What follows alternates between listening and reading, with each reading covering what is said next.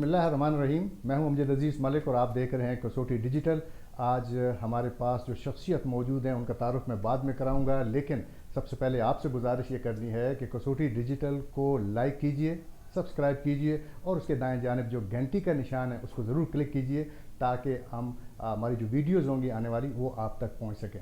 آج ہمارے اسٹوڈیوز میں ہمارے ساتھ مہمان ہیں خیبر پختونخوا پولیس کے چیف جناب معظم جاں انصاری صاحب جو انسپکٹر جنرل آف پولیس ہیں. بہت شکریہ انصاری صاحب آپ تشریف لائے کسوٹی ڈیجیٹل میں. Thank you very much. آپ آئی جی بلوچستان بھی رہے، پھر کمانڈان فرنٹیئر کانسٹیبلری بھی رہے اور آج کل خیبر پختونخوا کی عظیم فورس کی قیادت آپ کے سر ہے. کیسا محسوس کرتے ہیں؟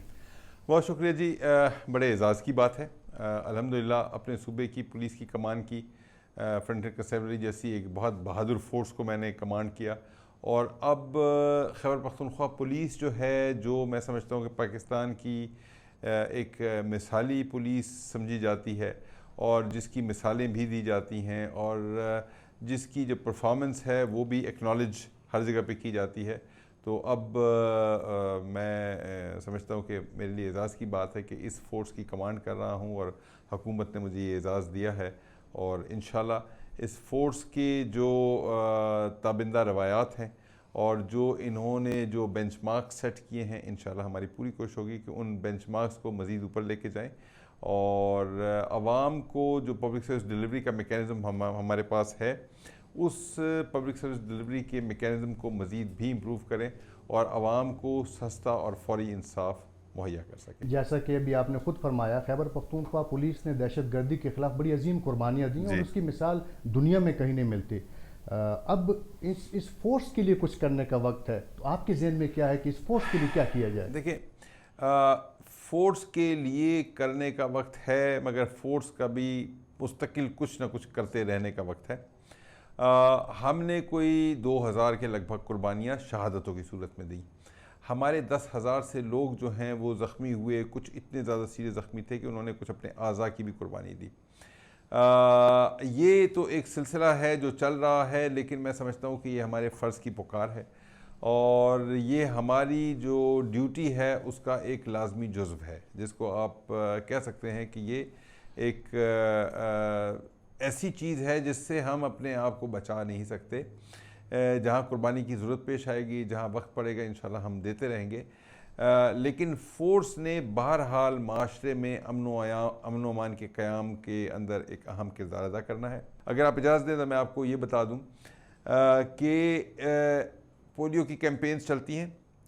ہر مہینے 2 دفعہ، کئی دفعہ تین دفعہ بھی ہوتی ہیں. کووڈ ایک مسلسل ہمارے لیے خطرہ ہے. کووڈ کے لاک ڈاؤنز ہیں، کووڈ کی انفورسمنٹ ہے. کہیں امتحان ہو رہے ہیں، وہاں پہ ہمارا امتحانی عملے کے ساتھ سپورٹ میکینزم میں ہماری موجودگی.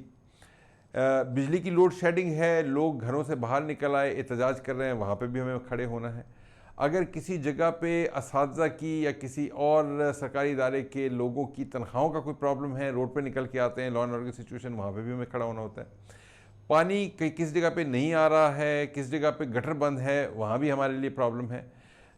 کینالز کے اندر کوئی ایشو آتا ہے، وہاں بھی ہم مطلب اتنی مختلف ڈائریکشنز ہیں، اتنے مختلف چیزیں. الیکشنز بڑے بڑے تو ایونٹس کو آپ چھوڑ دیں، الیکشنز ہوتے ہیں. اس کے علاوہ نیچرلی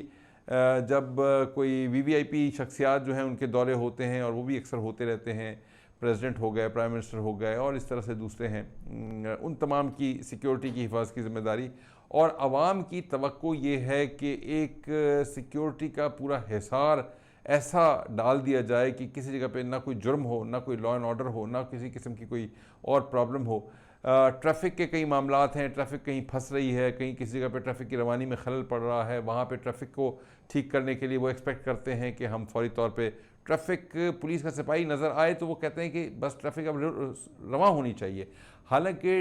ٹریفک کی روانی میں خلل شاید وہاں کی ٹوٹی ہوئی روڈ ڈال رہی ہے، ٹریفک کی روانی میں خلل شاید وہاں سائیڈ پہ وہ غلط گاڑیاں جو پارک ہوئی ہیں جن کے لیے پارکنگ کی اور کوئی جگہ نہیں ہے، شاید وہ خلل ڈال رہی ہیں، یا وہ ریڑیاں یا وہ ہاتھ گاڑیاں یا وہ اس طرح کے پتھارے یا اس طرح کے چھوٹے چھوٹے جو کیبنز ہیں وہ ڈال رہے ہیں جن کو ہٹانے کی ذمہ داری شاید کسی اور ادارے کی ہوگی. لیکن ایک بات تو طے ہے، ان ساری باتوں سے یہ ثابت ہوا کہ عوام آپ پر اعتماد کرتے ہیں. جی جی یہی میں وہ کرتا ہوں کہ بالکل ٹھیک بات ہے، ہم پہ اعتماد کرتے ہیں اور ہم بھی اپنی پوری کوشش کرتے ہیں، جو ہم کر سکتے ہیں وہ کرتے ہیں، چونکہ اسٹیٹ کا جو ویزیبل سمبل روڈ کے اوپر ہے وہ ہم ہیں۔ اسٹیٹ کا ویزیبل سمبل جو دور سے نظر آ جاتا ہے، جس کے نام جاننے کی ضرورت نہیں، جس کا ادارہ جاننے کی ضرورت نہیں، وہ پولیس ہے، ہر جگہ پہ نظر آ جاتا ہے، عوام کی توقعات ہیں۔ مگر میں سمجھتا ہوں کہ یہ ایک بہت بڑا ٹیم ورک ہے جو گورنمنٹ کے سارے ادارے مل کے بھی کرتے ہیں، اور ساتھ میں اس میں جو عوام کی شعوری کوشش بھی، اس کا بھی بڑا عمل دخل ہے کہ جہاں پہ یہ لڑائی جھگڑا ہوتا ہے جگہ جگہ پہ ہم کہتے ہیں کہ جی صبر، تحمل، برداشت یہ ضروری ہے، ورنہ چھوٹی چھوٹی باتوں پہ دکاندار کے پاس کوئی آدمی جاتا ہے، کوئی چیز خریدنے جاتا ہے، بحث ہو جاتی ہے، وہاں پہ جھگڑا شروع ہو جاتا ہے، اور گلی میں، محلے میں، بہت جگہوں پہ اس طرح کی باتیں ہوتی ہیں۔ میں سمجھتا ہوں کہ عوام صبر و تحمل، traffic sense, conduct, general attitude, law abiding جو کانڈکٹ، وہ ساری چیزیں ہوں گی تو معاملات ذرا بہتر طریقے سے چلیں گے۔ آج کل جو صورتحال ہے، خاص طور پہ جو افغانستان کی صورتحال ہے، کیا اس کے بعد بھی صبر کا دامن ہمیں تھامے رکھنا چاہیے؟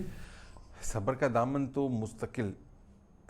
تھامے رکھنا چاہیے، ہماری پیدائش سے لے کے اور آخری سانس تک صبر کا دامن مستقل تھامے رکھنا چاہیے، کیونکہ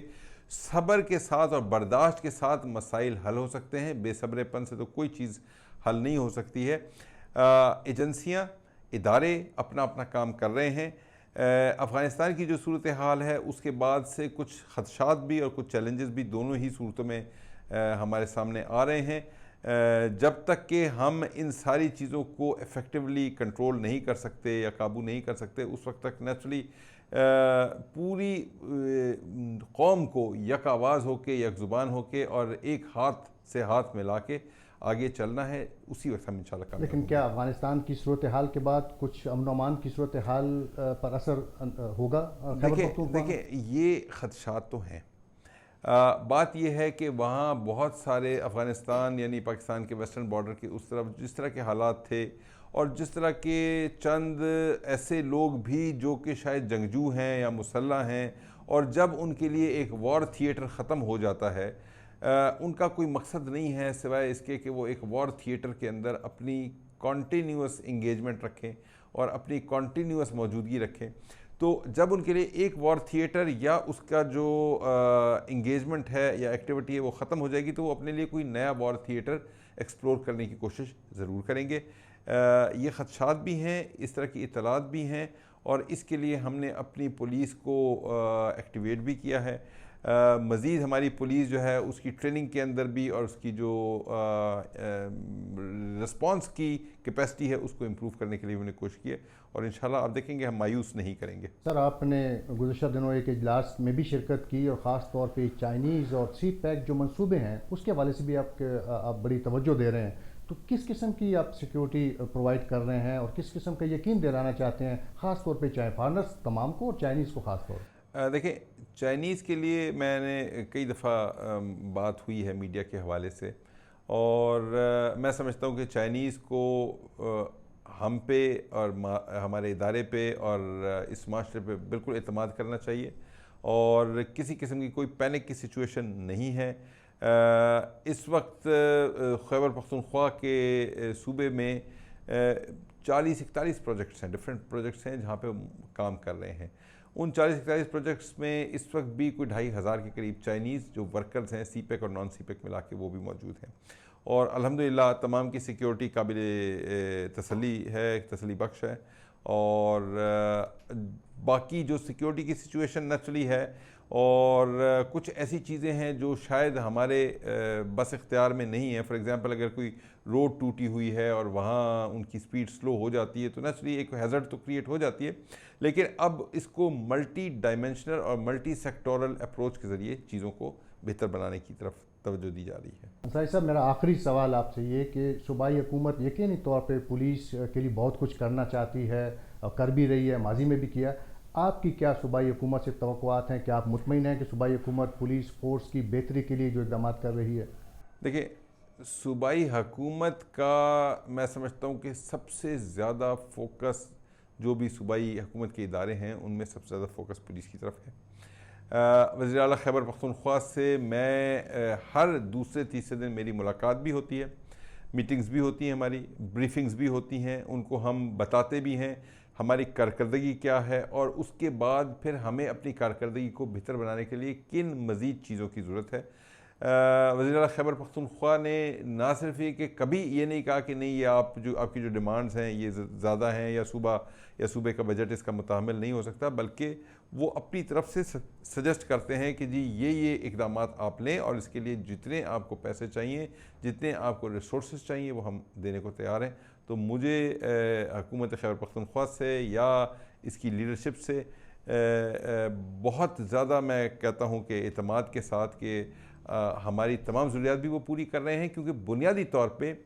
پولیس کا جو کام ہے وہ میرا ضرور ہے، لیکن الٹیمیٹلی ذمہ داری جو ہے صوبائی حکومت کی ہے، اور صوبائی حکومت اپنی ذمہ داری سے کسی بھی طریقے سے میں نہیں سمجھتا کہ